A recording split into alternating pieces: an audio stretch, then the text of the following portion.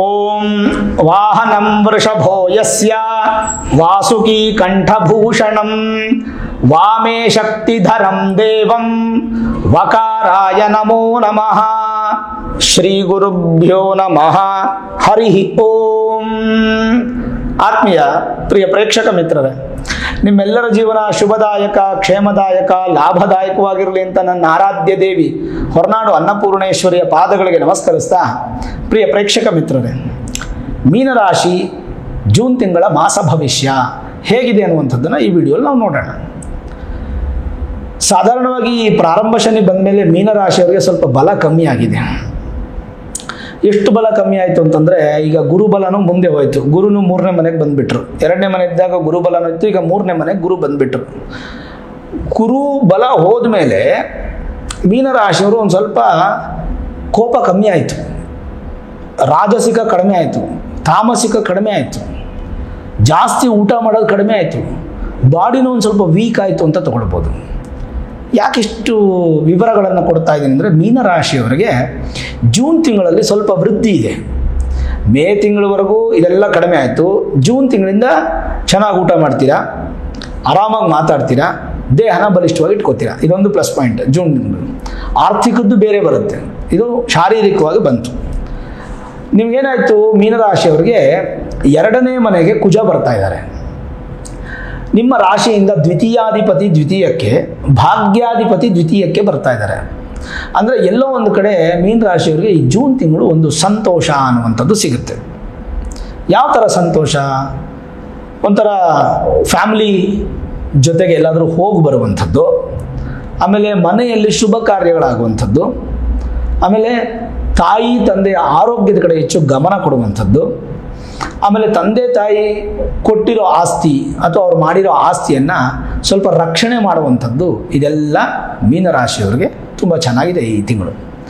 ಜೊತೆಗೆ ನೀವು real estate broker ಆಗಿದ್ದರೆ, ರಿಯಲ್ ಎಸ್ಟೇಟ್ ಬಿಸ್ನೆಸ್ ಮಾಡ್ತಾ ಇದ್ದರೆ, ಭೂಮಿಗೆ ಸಂಬಂಧಪಟ್ಟಂಥ ವ್ಯವಸಾಯ ಅಥವಾ ಯಾವುದೇ ಕೆಲಸವನ್ನು ಮಾಡ್ತಾ ಇದ್ದರೂ ಭೂಮಿ ರಿಲೇಟೆಡ್ ಆಗಿ ನಿಮಗೆ ಸಕ್ಸಸ್ ಜಾಸ್ತಿ. ಎಸ್ಪೆಷಲಿ ಲಾಯರ್ಸು ಅಂದರೆ ಅಡ್ವೊಕೇಟ್ಸು, ಜಡ್ಜು, ಈ ಥರ ನ್ಯಾಯವನ್ನು ಕೊಡಿಸುವಂಥವರು, ಕಲೆಕ್ಟರ್ ಆಗ್ಬೋದು, ಯಾರಾದರೂ ಆಗ್ಬೋದು, ನ್ಯಾಯವನ್ನು ಕೊಡಿಸುವಂಥವ್ರಿಗೆ ತುಂಬ ಒಳ್ಳೆಯ ಸಂದರ್ಭ, ಒಳ್ಳೆಯ ಹೆಸರನ್ನು ಗಳಿಸ್ತೀರಾ. ಉದಾಹರಣೆಗೆ ಊರು ಗೌಡ್ರು ಕೂಡ ಆಗ್ಬೋದು. ಯಾಕಂದರೆ ಊರು ಗೌಡ್ರು ಅಂದರೆ ದೊಡ್ಡವರು ಅಂತ ಹೇಳ್ತೀವಿ ಸಾಧಾರಣ ಹಳ್ಳಿಗಳಲ್ಲಿ.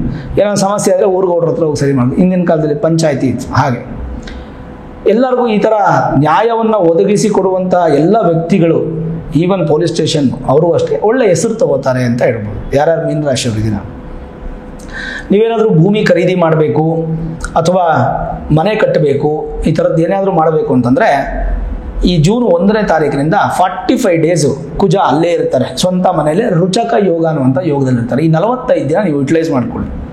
ಬಟ್ ಮುಂದಕ್ಕೆ 45 ದಿನ ಅಂದಾಗ ನಿಮಗೆ ಆಷಾಢ ಬಂದ್ಬಿಡುತ್ತೆ. ಹಾಗಂತ ಆಷಾಢದಲ್ಲಿ ಶುರು ಮಾಡೋಕ್ಕೆ ಹೋಗ್ಬೇಡಿ. ಈ 45 ದಿನ ನಿಮಗೆ ಭೂಮಿಗೆ ಪಾಸಿಟಿವ್ ಇರುತ್ತೆ.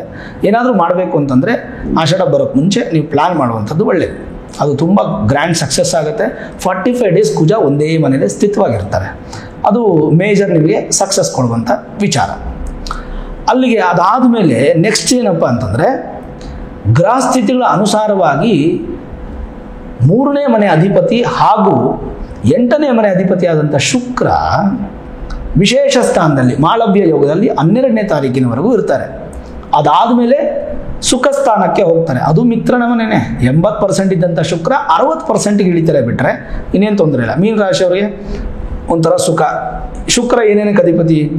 ವಿವಾಹಕ್ಕೆ ಅಧಿಪತಿ. ಹಾಗಾಗಿ ಮದುವೆ ಆಗುತ್ತೆ, ಮದುವೆಗೆ ಸಂಬಂಧಪಟ್ಟಂಥ ಕೆಲಸಗಳು ಬೇಗ ಬೇಗ ಆಗುತ್ತೆ, ಮನೆಯಲ್ಲಿ ಶುಭ ಕಾರ್ಯ ಆಗುತ್ತೆ, ವಾಹನವನ್ನು ಕೊಳ್ಳುವಂಥದ್ದು, ಆ ವಾಹನ ಸುಖನ ಎಂಜಾಯ್ ಮಾಡುವಂಥದ್ದು, ಪುಣ್ಯಕ್ಷೇತ್ರಗಳ ದರ್ಶನ ಮಾಡುವಂಥದ್ದು, ಆಮೇಲೆ ಹೆಚ್ಚು ಆಲೋಚನೆ ಮಾಡ್ತೀರಾ, ಭಾಳ ಡೀಪಾಗಿ ಹೋಗ್ತೀರಾ ಯಾವುದೇ ವಿಚಾರಕ್ಕಾದರೂ. ಶುಕ್ರನಿಂದ ಬರಬಹುದಾದಂಥ ಒಳ್ಳೆಯ ಫಲಗಳೆಲ್ಲ ನಿಮಗೆ ಸಿಗುತ್ತೆ. ಅದಂತೂ ಅನುಕೂಲ ಅಂತೂ ಖಂಡಿತ. ಹೆಂಡತಿಯ ಸಂಪಾದನೆ ಗಂಡನಿಗೆ ಸಿಗುವಂಥದ್ದು, ಗಂಡನ ಸಂಪಾದನೆ ಹೆಂಡತಿಗೆ ಸಿಗುವಂಥದ್ದು, ಈ ಥರದ್ದೆಲ್ಲ ಚೇಂಜಸ್ ಎಲ್ಲ ಆಗುತ್ತೆ ಮೀನರಾಶಿಯವರಿಗೆ. ಹಾಗಾಗಿ ನಿಮಗೆ ಧೈರ್ಯ ಹೆಚ್ಚು ಆಗುತ್ತೆ, ಜೊತೆಗೆ ಅದೃಷ್ಟನೂ ಒಲ್ದು ಬರುತ್ತೆ. ಇನ್ನು ಚತುರ್ಥಾಧಿಪತಿ ಹಾಗೂ ಸಪ್ತಮಾಧಿಪತಿ, 4ನೇ ಮನೆ ಸುಖ ಸ್ಥಾನ, 7ನೇ ಮನೆ ವಿವಾಹ ಸ್ಥಾನ, ಅದಕ್ಕೆ ಅಧಿಪತಿಯಾದಂಥ ಬುಧ ಚೆನ್ನಾಗಿದ್ದಾನೆ. ಬಿಸ್ನೆಸ್ ರಿಲೇಟೆಡ್ ಪೀಪಲ್ಸ್ ಯಾರಾದರೂ ಇದ್ದರೆ ತುಂಬ ಚೆನ್ನಾಗಿ ಬಿಸ್ನೆಸ್ಸನ್ನು ಸಕ್ಸಸ್ ಮಾಡ್ಕೋತೀರಾ. ಹೊಸದಾಗಿ ಬ್ರ್ಯಾಂಚನ್ನು ನೀವು ಶುರು ಮಾಡುವಂಥದ್ದು, ಬಿಸ್ನೆಸ್ ಎಕ್ಸ್ಪ್ಯಾನ್ಷನ್ಸನ್ನು ಮಾಡೋದು, ಇರುವ ಬಿಸ್ನೆಸ್ಸಲ್ಲೇ ಹೊಸದಾಗಿ ಏನಾದರೂ ಒಂದು ತಯಾರು ಮಾಡುವಂಥದ್ದು, ಈ ಬ್ಯಾಂಕಿಂಗ್ ಕೆಲಸ ಮಾಡುವಂಥವ್ರು, ಅಕೌಂಟ್ಸ್ ಡಿಪಾರ್ಟ್ಮೆಂಟು, ಫಿನಾನ್ಷಿಯಲ್ ಕೆಲಸ ಮಾಡುವಂಥವ್ರು, ಫಿನಾನ್ಷಿಯಲ್ ಬಿಸ್ನೆಸ್ ಮಾಡುವಂಥವ್ರು, ಅಕೌಂಟ್ ಸೆಕ್ಷನಲ್ಲಿ ಇರ್ತಕ್ಕಂಥವ್ರು, CA ಆಗ್ಬೋದು, ಈ ಥರದ ರಿಲೇಟೆಡ್ ಆಗಿರ್ತಕ್ಕಂಥ ವ್ಯಕ್ತಿಗಳಿಗೆಲ್ಲ ತುಂಬ ಚೆನ್ನಾಗಿರುತ್ತೆ ಮೀನರಾಶಿಯವರು. ಜೊತೆಗೆ ಈ ಬಂಗಾರದ ಅಂಗಡಿ, ಬಟ್ಟೆ ಅಂಗಡಿ ಮತ್ತು ಈ ರತ್ನಗಳ ಮಾರಾಟ ಮಾಡುವಂಥ ಅಂಗಡಿಗಳು, ಈ ರೀತಿ ಆಗಿರ್ತಕ್ಕಂಥ ಬಿಸ್ನೆಸ್ ಎಲ್ಲ ತುಂಬ ಚೆನ್ನಾಗಿರುತ್ತೆ. ಅದರಲ್ಲೆಲ್ಲ ಸಕ್ಸಸ್ಸು ಕಾಣ್ತೀರ. ವಿದ್ಯಾರ್ಥಿಗಳಿಗಂತೂ ವಿದ್ಯಾಭ್ಯಾಸಕ್ಕೆ ಅನುಕೂಲನೇ. ಕಾರಣ ಅದಕ್ಕೆ ಅಧಿಪತಿ ಅಂತ ಬುಧ ಮಿತ್ರನ ಮನೆಯಲ್ಲಿರ್ತಾರೆ 14ನೇ ತಾರೀಕುವರೆಗೂ, ಆಮೇಲೆ ಭದ್ರಯೋಗಕ್ಕೆ ಬಂದು ಸ್ವಂತ ಮನೆಯಲ್ಲಿರ್ತಾರೆ, ಅದು ಕೂಡ ತುಂಬ ಚೆನ್ನಾಗಿರುತ್ತೆ. ಹಾಗಾಗಿ ವಿದ್ಯಾಭ್ಯಾಸ ಕ್ಷೇತ್ರದಲ್ಲಿ ಜೂನ್ ತಿಂಗಳು ಯಾವುದೇ ಸಮಸ್ಯೆಗಳಿರಲ್ಲ. ಏನಪ್ಪ ಅಂತಂದರೆ ಸ್ವಲ್ಪ ಈ ವಿದ್ಯಾಭ್ಯಾಸ ರಿಲೇಟೆಡ್ ಆಗಿ ಖರ್ಚು ಜಾಸ್ತಿ ಇರುತ್ತೆ ಮೀನರಾಶಿಯವ್ರಿಗೆ, ಅದನ್ನು ನಾವು ಹೇಳ್ಬೋದು. ಆಮೇಲೆ ಷಷ್ಠಾಧಿಪತಿ 6ನೇ ಮನೆ ಅಧಿಪತಿ ಸೂರ್ಯ ಅವರು 14ನೇ ತಾರೀಕು ಸುಖಸ್ಥಾನಕ್ಕೆ ಬರ್ತಾ ಇದ್ದಾರೆ. ಮಿತ್ರನ ಮನೆಗೆ ಬುಧಾದಿತ್ಯ ಯೋಗ ಅಪ್ಲೈ ಆಗುತ್ತೆ. ಅಂದರೆ ರೋಗಗಳು ಕಡಿಮೆ ಆಗುವಂಥದ್ದು, ಸ್ವಲ್ಪ ಯಾವುದೇ ಥರದ ನೆಗೆಟಿವ್ಸ್ ಇಲ್ಲ ಆಗಿ ನಿಮ್ಗೆ ಅನುಕೂಲ ಆಗುತ್ತೆ. ಬಟ್ ಎಲ್ಲಾದರೂ ಏಟ್ ಬಿದ್ದು ಒಂಚೂರು ರಕ್ತ ಬರುವಂಥದ್ದು, ಅಥವಾ ಏನಾರ ಲೈಟಾಗಿ ಸ್ಕಿನ್ನು ನಿಮಗೆ ಪ್ಯಾಂಪಲ್ ಆಗೋದು, ಈ ಥರದ್ದು ಏನಾದರೂ ಒಂದು ಸ್ವಲ್ಪ ತೊಂದರೆಗಳಾಗಿ ಚರ್ಮದ ತೊಂದರೆಗಳು ಬರುವಂಥ ಸಾಧ್ಯತೆಗಳು ಮೀನರಾಶಿಯವರಿಗೆ ಈ ತಿಂಗಳು ತುಂಬ ಚೆನ್ನಾಗಿದೆ. ಉದ್ಯೋಗದ ವಿಚಾರಕ್ಕಂತೂ ತಲೆ ಕೆಡಿಸ್ಕೊಳ್ಳೋ ಅವಶ್ಯಕತೆ ಇಲ್ಲ, ಭಯಪಡೋ ಅವಶ್ಯಕತೆ ಇಲ್ಲ, ತುಂಬ ಚೆನ್ನಾಗಿದೆ, ಸ್ಟ್ರಾಂಗ್ ಆಗಿದೆ. ನ್ಯಾಯವಾಗಿ ನಿಯತ್ತಾಗಿ ನೀವು ಮಾಡ್ಕೊಂಡೋದ್ರೆ ಸಾಕು, ಅದು ಬಿಟ್ಟರೆ ಇನ್ನೇನು ತೊಂದರೆ ಏನಿಲ್ಲ. ಈ ಹಸು ಸಾಗಾಣಿಕೆ ಮಾಡೋರು, ಕುರಿ ಸಾಗಾಣಿಕೆ, ಕೋಳಿ ಸಾಗಾಣಿಕೆ, ಈ ನಾಯಿಗಳ ವ್ಯಾಪಾರ ಮಾಡುವಂಥವ್ರು, ಅಂದರೆ ಮಾರಾಟ ಕ್ರಯ ವಿಕ್ರಯ ಮಾಡುವಂಥವ್ರು, ಹೈನುಗಾರಿಕೆ, ಹಾಲಿಗೆ ಸಂಬಂಧಪಟ್ಟಂಥ ಬಿಸ್ನೆಸ್ ಮಾಡುವಂಥವ್ರು, ಐಸ್ ಕ್ರೀಮ್ ಪಾರ್ಲರ್ಸ್ ಆಗ್ಬೋದು, ಬೂತನ್ನು ಇಟ್ಕೊಂಡಿರ್ತಕ್ಕಂಥವ್ರು ಆಗ್ಬೋದು, ಈ ಥರ ಸಂಬಂಧಪಟ್ಟಂಥ ಏನೇ ಬಿಸ್ನೆಸ್ ಮಾಡ್ತಾಯಿದ್ರು ತುಂಬ ಚೆನ್ನಾಗಿರುತ್ತೆ. ಉದ್ಯೋಗದಲ್ಲಿ ಅವಕಾಶಗಳು ಹೆಚ್ಚು ಸಿಗುತ್ತೆ, ಬಟ್ ಏನು ಚೇಂಜಸ್ ಮಾಡೋದು ಬೇಡ ಅನ್ನೋದು ನನ್ನ ಅಭಿಪ್ರಾಯ. ಇರೋ ಉದ್ಯೋಗನ ಹಾಗೇ ಸ್ಥಿರವಾಗಿ ನಿಂತ್ಕೊಳ್ಳೋಕೆ ಹೋಗಿ ದೊಡ್ಡ ಆಸೆ ಏನೂ ಪಡ್ಲಿಕ್ಕೆ ಹೋಗಬೇಡಿ. ಬಟ್ ಭಗವಂತ ನಿಮಗೆ ತೃಪ್ತಿಯಾಗಿ ಕೊಡ್ತಾನೆ. ಹತ್ತಿರ ಬರ್ತಾ ಇದೆ, ಖಂಡಿತ ಸಿಗುತ್ತೆ ಮೀನರಾಶಿಯವ್ರಿಗೆ, ಏನೂ ತೊಂದರೆ ಇಲ್ಲ. ನಿಮ್ಮ ತಂದೆಯವ್ರ ಆಸ್ತಿ ಆಗ್ಬೋದು, ತಾಯಿ ಕಡೆಯಿಂದ ಆಸ್ತಿ ಆಗ್ಬೋದು, ಅಥವಾ ನೀವು ಶ್ರಮಪಟ್ಟು ದುಡ್ದಿರಂಥ ದುಡ್ಡು ಯಾರಿಗಾದ್ರೂ ಕೊಟ್ಟಿದ್ರೆ ಅದು ಬರದೇ ಇರೋದು, ಈ ತಿಂಗಳು ನಿಮಗೆ ಬರುತ್ತೆ, ನಿಧಾನವಾಗಿ ಬರುತ್ತೆ, ಆತರ ಪಡಬೇಡಿ. ಓಕೆ.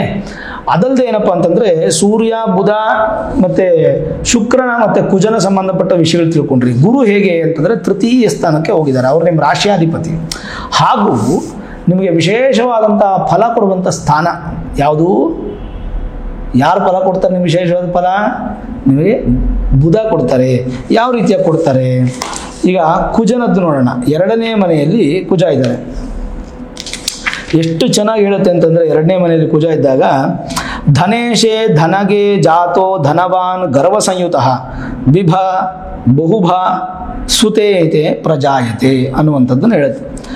ಧನೇಶನು ದ್ವಿತೀಯ ಸ್ಥಫಲ, ಅಂದರೆ ದ್ವಿತೀಯಾಧಿಪನು ನಿಮ್ಮ ರಾಶಿಯಿಂದ 2ನೇ ಮನೆಯಲ್ಲಿದ್ದರೆ, ಗೋಚಾರದಲ್ಲಿ ರುಚಕ ಯೋಗದಲ್ಲಿದ್ದು, ಜೊತೆಗೆ ಅವನೇನು ಶತ್ರು ಮನೆಯಲ್ಲಿದ್ದರೆ ತೊಂದರೆ, ಮಿತ್ರನ ಮನೆಯಿದ್ದರೆ ಧನಿಕರಾಗಿರ್ತೀರ, ಗರ್ವ ದೂರ ಆಗುತ್ತೆ, ಆಮೇಲೆ ಸಂತಾನವು ವೃದ್ಧಿ ಆಗುತ್ತೆ, ಧರ್ಮ ಕರ್ಮ ಅನುಷ್ಠಾನಗಳನ್ನು ಹೆಚ್ಚು ಮಾಡ್ತೀರಾ, ಎಲ್ಲ ವಿಚಾರದಲ್ಲೂ ನೀವು ಬಲಾಢ್ಯರಾಗಿರ್ತೀರ, ಬಹು ಲಾಭವನ್ನು ಗಳಿಸುವವರಾಗಿರ್ತೀರ. ಲೋಭ, ಕಾಮ, ಕ್ರೋಧ, ಮೋಹ, ಲೋಭ, ಮದ, ಮಾತ್ಸರ್ಯ ಇದೆಲ್ಲ ಇರ್ತೀರ, ಇವೆಲ್ಲ ಸ್ವಲ್ಪ ಕಡಿಮೆ ಆಗುತ್ತೆ. ವ್ಯವಸಾಯದಲ್ಲಿ ಅಭಿವೃದ್ಧಿಯನ್ನು ಕಂಡು ವ್ಯವಸಾಯದಿಂದ ಸಂಪಾದನೆ ಮಾಡುವಂಥದ್ದು, ನೀವು ಕಷ್ಟಪಟ್ಟು ನೀವು ತಯಾರು ಮಾಡಿರ್ತಕ್ಕಂಥ ತರಕಾರಿಗಳು, ಅಂದರೆ ನೀವು ಬೆಳೆದಿರ್ತಕ್ಕಂಥ ತರಕಾರಿ, ಹಣ್ಣು ನೀವೇ ತಿನ್ನುವಂಥ ಯೋಗ ನಿಮಗೆ ಸಿಗುತ್ತೆ. ಸ್ವಲ್ಪ ಉದ್ವೇಗ ಜಾಸ್ತಿ ಇರುತ್ತೆ, ಜಾಸ್ತಿ ಉದ್ವೇಗ ಪಡೋಕ್ಕೆ ಹೋಗ್ಬೇಡಿ. ಹಣ ನಿಮಗೆ ಬರುತ್ತೆ, ಬಂದಿದ್ದ ಹಣನ ಯೂಟಿಲೈಸ್ ಮಾಡ್ಕೊಳ್ಳಿ, ಕರೆಕ್ಟಾಗಿ ನಿಮಗೆ ಅನುಕೂಲ ಆಗುತ್ತೆ. ಯಾವುದ್ರ ಬಗ್ಗೆನೂ ಚಿಂತೆ ಮಾಡೋ ಅವಶ್ಯಕತೆ ಇಲ್ಲ. ಆರೋಗ್ಯದ ಸ್ಕಿನ್ ರಿಲೇಟೆಡ್ ಇಶ್ಯೂಸ್ ನಿಮಗೆ ಬರ್ಬೋದು. ಆಮೇಲೆ ಮುಖದಲ್ಲಿ ಸ್ವಲ್ಪ ಕಳೆ ಮೀನರಾಶಿಯವರಿಗೆ ಈ ತಿಂಗಳು ಕಡಿಮೆ ಆಗುತ್ತೆ. ಸ್ವಲ್ಪ ಸೂರ್ಯನ ಬಿಸಿಲು ಹೆಚ್ಚಾಗಿ ತಗೊಳ್ಳುವಂಥದ್ದು ಭಾಳ ಒಳ್ಳೆಯದು. ಆದಷ್ಟು ಸ್ವಲ್ಪ ವೈಟ್ ಡ್ರೆಸ್ಸನ್ನು ಜಾಸ್ತಿ ಯೂಸ್ ಮಾಡಿ, ಬಿಳಿ ವಸ್ತ್ರಗಳನ್ನು ಹೆಚ್ಚು ಯೂಸ್ ಮಾಡೋದ್ರಿಂದ ಮೀನರಾಶಿಯವರಿಗೆ ಯಾವುದೇ ಥರದ ಅಡ್ಡಿ ಆಟಂಕಗಳು, ತೊಂದರೆ ತಗಾದೆಗಳು ಬರದೇ ಇದ್ದಂಗೆ ನಿಮಗೆ ಅನುಕೂಲ ಆಗುತ್ತೆ. ಇನ್ನು ಜನರಲೈಸ್ ಆಗಿ ನೋಡೋದಾದರೆ ತುಂಬ ಮೇಜರ್ ಆಗಿ ಪ್ಲಸ್ ಪಾಯಿಂಟ್ ಅಂತ ಹೇಳೋಕ್ಕಾಗಲ್ಲ, ಹಾಗಾಗಿ ಮಿನಿಮಮ್ ನೆಗೆಟಿವ್ ಅಂತ ಹೇಳೋಕ್ಕಾಗಲ್ಲ. ಒಂದು 60% ಅಷ್ಟು ಮೀನರಾಶಿಯವರಿಗೆ ಈ ತಿಂಗಳು ಒಳ್ಳೆ ಫಲ ಇದೆ. ಯಾಕೆಂದರೆ ಶನಿ 12ನೇ ಮನೆ ಇದೆಯಲ್ಲ, ಎಷ್ಟಾದರೂ ಹೌಸ್ ಆಫ್ ಲಾಸೇ. ನಿಮಗೆ ಮೀನರಾಶಿಯವರಿಗೆ ಸ್ವಲ್ಪ ಉದ್ಯೋಗದಲ್ಲಿ ಕಿರಿಕಿರಿ ಆಗಬಹುದು, ಸ್ವಲ್ಪ ಹೆಚ್ಚು ಒತ್ತಡ ನಿಮ್ಮ ಮೇಲೆ ಇರ್ಬೋದು. ಆಮೇಲೆ ನೀವು ಮಾತಾಡೋರೇ ಅಲ್ಲ, ಜಾಸ್ತಿ ಮಾತಾಡೋರೇ ಅಲ್ಲ, ಬಟ್ ಈ ತಿಂಗಳು ತುಂಬ ಮಾತಾಡ್ತೀರಾ. ಮಾತಾಡಿ ಮಾತಾಡಿ ಬಾಯಿ ನೋವು ಬಂದ್ಬಿಡುತ್ತೆ. ಏನಂದರೆ ಉದ್ಯೋಗ ಇರುತ್ತೆ, ಕೆಲಸ ಇರುತ್ತೆ, ಆ ಥರದ ಕೆಲಸ ನಿಮಗೆ ಸಿಗುತ್ತೆ, ಹೊಸ ಹೊಸ ಜವಾಬ್ದಾರಿಗಳು ನಿಮ್ಗೆ ಬರುತ್ತೆ. ಹಾಗಾಗಿ ಮಾತಿನಿಂದ ಒಂದು ಸ್ವಲ್ಪ ವಿರಕ್ತಿ ಜಾಸ್ತಿ ಆಗುವಂಥ ಸಾಧ್ಯತೆಗಳು. ಒಮ್ಮೊಮ್ಮೆ ನಿಮ್ಮ ಮಾತು ಬೇರೆಯವ್ರಿಗೆ, ಅಂದರೆ ನಿಮಗೆ ಖುಷಿ ಕೊಟ್ಟರೆ ಬೇರೆಯವ್ರಿಗೆ ದುಃಖ ಕೊಡುತ್ತೆ. ಹಾಗಾಗಿ ನಿಮ್ಮ ಮಾತಿನಿಂದಲೂ ನಿಮಗೊಂದು ಸ್ವಲ್ಪ ಮನಸ್ಸು ಬೇಸರ ಆಗೋದು, ಸ್ನೇಹಿತರನ್ನು ದೂರ ಮಾಡ್ಕೊಳ್ಳೋ ಸಾಧ್ಯತೆ ಇರುತ್ತೆ. ಆ ಕೆಲಸ ಮಾಡಬೇಡಿ. ವ್ಯವಸಾಯದ ಲಾಭಗಳನ್ನು ಹೆಚ್ಚು ಪಡಿತೀರಾ. ಹೊಸ ಹೂಡಿಕೆಗಳಿಂದ ನಿಮಗೆ ಅಧಿಕವಾದ ಲಾಭ ಅನ್ನುವಂಥದ್ದು ಸಿಗುತ್ತೆ. ಆಮೇಲೆ ನಿದ್ರೆಯಲ್ಲಿ ಯಾವುದೇ ತೊಂದರೆ ಇಲ್ಲದೆ ನಿದ್ರೆ ತುಂಬ ಚೆನ್ನಾಗಿ ಬರುತ್ತೆ. ಹಾಗಾಗಿ ಅದರ ಬಗ್ಗೆ ಚಿಂತೆ ಬೇಡ. ಅಧಿಕ ಹಣವನ್ನು ಖರ್ಚು ಮಾಡ್ತೀರಾ. ತುಂಬ ಜಾಸ್ತಿ ದುಡ್ಡು ಖರ್ಚಾಗುವಂಥ ಮಾಸ ಜೂನ್ ಮಾಸ ಮೀನರಾಶಿಯವರು. ಹಾಗಾಗಿ ಆದಷ್ಟು ದುಡ್ಡನ್ನು ಅಕ್ಯುಮುಲೇಟ್ ಮಾಡಿಟ್ಕೊಳ್ಳೋದು ಒಳ್ಳೆಯದು.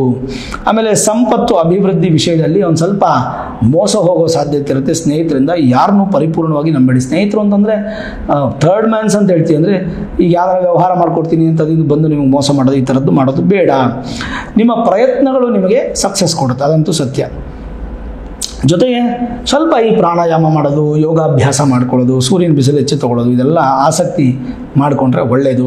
ವ್ಯಾಪಾರಗಳಲ್ಲಿ ಬಹುಲಾಭ ನಾವು ಕಾಣಬಹುದು. ವೃತ್ತಿ ಉದ್ಯೋಗ ವಿಷಯದಲ್ಲೂ ಕೂಡ ಅದೇ ರೀತಿ ಪ್ರೋತ್ಸಾಹಕವಾಗಿ ತುಂಬ ಚೆನ್ನಾಗಿರುತ್ತೆ. ದೇಶ ವಿದೇಶದಲ್ಲಿ ನೀವು ಕೆಲಸ ಮಾಡುವಂಥ ಸಾಧ್ಯತೆ, ವಿದೇಶದಲ್ಲಿರ್ತಕ್ಕಂಥ ಮಕ್ಕಳು ನಿಮಗೆ ತುಂಬ ಖುಷಿಯನ್ನು ತಂದು ಕೊಡ್ತಾರೆ.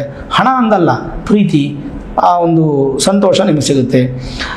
ಒಳ್ಳೆ ಉದ್ಯೋಗಕ್ಕೋ ವಿದ್ಯೆಗೋ ವ್ಯಾಪಾರಕ್ಕೋ ವಿದೇಶಕ್ಕೆ ಹೋಗಿ ಬರುವಂಥ ಸಾಧ್ಯತೆ, ಅದೊಂದು ಪ್ಲಸ್ ಪಾಯಿಂಟ್ ಅಂತ ತೊಗೊಳ್ಬೋದು ನಾವು. ಎಲ್ಲದರಲ್ಲೂ ಜಯ ಅನ್ನುವಂಥದ್ದು ಈ ತಿಂಗಳು ನಿಮಗಿದೆ.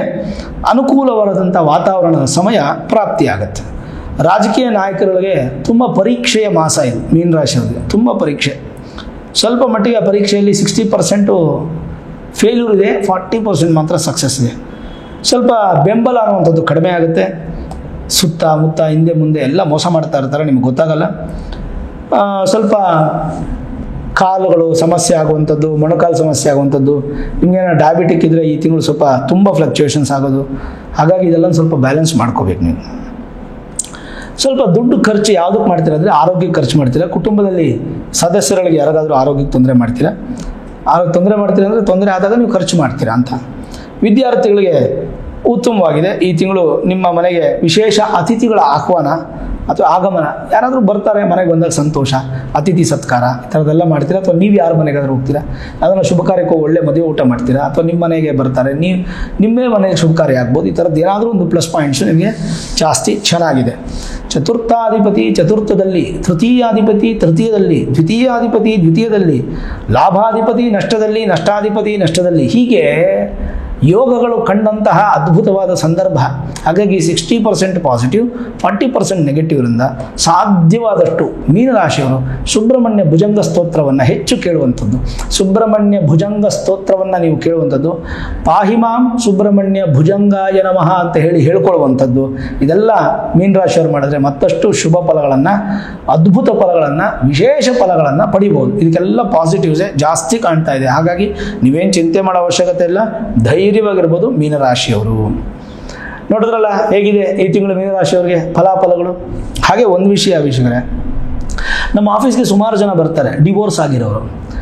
ಗುರುಗಳೇ, ನನ್ನ ಮಗಳಿಗೆ ಡಿವೋರ್ಸ್ ಆಗಿದೆ, ನನ್ನ ಮಗನಿಗೆ ಡಿವೋರ್ಸ್ ಆಗಿದೆ, ಹುಡುಗಿನ ಹುಡುಕ್ತಾ ಇದ್ದೀವಿ, ಹುಡುಗನ ಹುಡುಕ್ತಾ ಇದ್ದೀವಿ, ಆದರೆ ಭಯ ಆಗ್ತಾ ಇದೆ, ಅವರೇ ಭಯ ಪಡ್ತಾ ಇದ್ದಾರೆ, ಮತ್ತೆ ಮದುವೆ ಮಾಡ್ಕೊಂಡ್ರೆ ಏನು ತೊಂದರೆ ಆಗ್ಬಿಡುತ್ತಾ, ನನಗೆ ಬೇಸತ್ತು ಹೋಗ್ಬಿಟ್ಟಿದೆ, ಸನ್ಯಾಸತ್ವ ತೊಗೊಳ್ಬೇಕು ಅಂದ್ಕೊಂಡಿದ್ದೀನಿ. ಈ ಥರದ್ದೆಲ್ಲ ಯೋಚನೆಗಳು ತುಂಬ ಜನ ಮಾಡ್ತಾ ಇದ್ದಾರೆ. ಪಾಪ ನಂತರ ಬಂದು ಜಾತಕ ತೋರಿಸ್ತಾರೆ.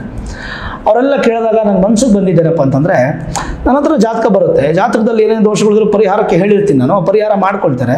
ಒಂದು ಒಳ್ಳೆ ಜಾತಕ ಯಾರನ್ನ ಬಂದರೆ ಮದುವೆ ಮಾಡಿದ್ರೆ ನಮಗೊಂದು ಸ್ವಲ್ಪ ಪುಣ್ಯ ಬರುತ್ತಲ್ಲ ಅನ್ನೋಂಥದ್ದು ಯೋಚನೆ ಮಾಡಿ, ಒಂದು ಸರ್ವೀಸ್ ಓರಿಯೆಂಟೆಡ್ ಆಗಿ ನಾನು ಯೋಚನೆ ಮಾಡಿ ಏನು ಮಾಡಿದ್ದೀನಿ ಅಂತಂದರೆ, ಕೆಳಗಡೆ ಒಂದು ನಂಬರ್ ಕಾಣ್ತಾ ಇದೆ ನಿಮಗೆ, 8433840001. ಈ ನಂಬರ್ಗೆ ನೀವು ಫೋನ್ ಮಾಡಿ ನಿಮ್ಮ ಮಗನದ್ದು ಪ್ರಯಾರಿಟಿ ಹೇಗೆ ಅಂತಂದರೆ ವಿತ್ ನೀವು ಡಿಗ್ರಿ ಕಾಪಿ, ಅಂದರೆ ಡಿವೋರ್ಸ್ ಆಗಿರೋಂಥ ಕಾಪಿ ಇರುತ್ತಲ್ಲ, ಕಾಪಿನ ಸಮೇತ ಕಳಿಸಿ ಬಯೋಡೇಟಾ ಫೋಟೋಸ್ ಎಲ್ಲ ಕಳಿಸ್ಕೊಟ್ರೆ ಅದಕ್ಕೆ ಆ ಏಜ್ಗೆ ಆ ಒಂದು ಪ್ರೊಫೆಷನಲ್ಗೆ ಮ್ಯಾಚ್ ಆಗೋ ರೀತಿಯಾಗಿ ನಮ್ಮಲ್ಲಿ ಯಾವುದಾದ್ರೂ ಬಂದಿದ್ದರೆ ಅದನ್ನು ನಾವು ಹೆಣ್ಣಿಗೆ ಕಳಿಸೋದು, ಗಂಡಿಗೆ ಕಳಿಸೋದು ನಮ್ಮ ಆಫೀಸಲ್ಲಿ ಒಬ್ಬರು ಮಾಡ್ತಾರೆ, ಏನು ತೊಂದರೆ ಇಲ್ಲ. ಅದನ್ನು ಮಾಡಿದಾಗ ಯಾರಿಗಾದ್ರೂ ಸೆಟ್ ಆಯಿತಾ, ಸೆಟ್ಟಾಗಿ ಮಾತುಕತೆ ಆಗಿ ಓಕೆ ಆದಮೇಲೆ ಆವಾಗ ನಮ್ಮ ಆಫೀಸ್ಗೆ ಏನಾದರೂ ಸರ್ವಿಸ್ ಚಾರ್ಜ್ ಅಂತ ನಾವು ತೊಗೊಳ್ತೇವೆ. ಜೊತೆಗೆ ನಮ್ಮಲ್ಲಿ ಇನ್ನೊಂದೇನಪ್ಪ ಅಂದರೆ ಇಂಪಾರ್ಟೆಂಟು, ಮೆಡಿಕಲ್ ಚೆಕಪ್ಪು ಆಗಿರಬೇಕು, ಡಿವೋರ್ಸ್ ಕಾಪಿನೂ ಇರಬೇಕು, ಎರಡನೇ ಮದುವೆನ ಸಬ್ ರಿಜಿಸ್ಟ್ರಲ್ಲಿ ರಿಜಿಸ್ಟರ್ ಮ್ಯಾರೇಜ್ ಆಗಬೇಕು. ಈ 3 ಮ್ಯಾಂಡೇಟ್ರಿ ರೂಲ್ಸ್ ಇರುತ್ತೆ. ಯಾಕೆಂತಂದರೆ ಯಾರ ಜೀವನನೂ ಮತ್ತೆ ತೊಂದರೆ ಆಗೋದು ನನಗೆ ಇಷ್ಟ ಇಲ್ಲ. ಹಾಗಾಗಿ ಎಷ್ಟೋ ಜನಕ್ಕೆ ನಾನು ಇಲ್ಲಿ ಜಾತಕ ಬರೆದು ವಿವಾಹಕ್ಕೆ ಬರೆದು ಕೊಟ್ಟಿರೋದು, ವಿವಾಹ ಆಗಿ ನಂಗೆ ಸಿಹಿ ತಂದು ಕೊಟ್ಟಿದ್ದಾರೆ, ಅದೇ ನನ್ನ ಸಂತೋಷ. ಇದರಲ್ಲೂ ಕೂಡ ಎಲ್ಲೂ ತೊಂದರೆ ಆಗಬಾರ್ದು. ಹಾಗಾಗಿ ಥರೋವಾಗಿ ಎಲ್ಲ ಪ್ರತಿಯೊಂದು ಈಚ್ ಆ್ಯಂಡ್ ಎವ್ರಿಥಿಂಗ್ ನಿಮ್ಗೆ ಯಾವ ಥರ ಬೇಕೋ ಆ ಥರದ್ದು ರಿಲೇಟೆಡ್ ಆಗಿ ಸೆಂಟೆನ್ಸನ್ನು ನೀವು ಟೈಪ್ ಮಾಡಿ ಕಳಿಸ್ಕೊಟ್ಟು, ಅದೇ ಥರದ ಹುಡುಗಿ ಸಿಕ್ಕಿ ಮಾತುಕತೆ ಮಾಡಿ, ನಾನೇ ಮದುವೆ ಮಾಡಿ ನಾನೇ ಮಾಂಗಲ್ಯ ಎತ್ಕೊಡ್ತೀನಿ, ಮಂತ್ರ ಹೇಳ್ತೀನಿ, ಧಾರಾಳವಾಗಿ ಕಟ್ಟಿ ಮಾಂಗಲ್ಯನ, ದಂಪತಿಗಳು ಚೆನ್ನಾಗಿರಿ, ಮಕ್ಕಳುಗಳು ಮಾಡ್ಕೊಂಡು ಖುಷಿಯಾಗಿರಿ. ಇದೊಂದು ಸರ್ವಿಸ್. ಪ್ಲಸ್ ನಾಳೆ ಇದು ಸೆಟ್ ಆಯಿತು ಎಲ್ಲ ಆದಮೇಲೆ ನಮ್ಮ ಆಫೀಸ್ಗೆ ಒಂದು ಸ್ವಲ್ಪ ನಾವು ಸರ್ವಿಸ್ ಚಾರ್ಜ್ ಅಂತ ತೊಗೊಳ್ತೀವಿ. ಬಿಟ್ಟರೆ ಯಾವುದೇ ಥರದ ಬೇರೆ ಹಿಡನ್ ಅಮೌಂಟ್ಸ್ ಇಲ್ಲ. ನೀವು ಬಯೋಡೇಟಾ ಕಳ್ಸೋಕ್ಕೆ, ನಿಮಗೆ ಯಾವುದಾದ್ರು ರಿಸೀವ್ ಆಗೋಕ್ಕೆ ಯಾವುದೇ ಹಣ ಪಾವತಿ ಇಲ್ಲ. Very clear. ಯಾವುದೇ ದುಡ್ಡನ್ನು ನೀವು ಮೊದಲೇ ಕಟ್ಟಂಗಿಲ್ಲ. ಎಲ್ಲ ಸೆಟ್ ಆದಮೇಲೆ ನೀವು ಸರ್ವಿಸ್ ಚಾರ್ಜ್ ಅಂತ ಕೊಡ್ಬೋದು. ನೋಡಿದ್ರಲ್ಲ, ನಿಮ್ಗೆ ಇಷ್ಟ ಇದ್ದರೆ ಮಾತ್ರ ಮಾಡಿ.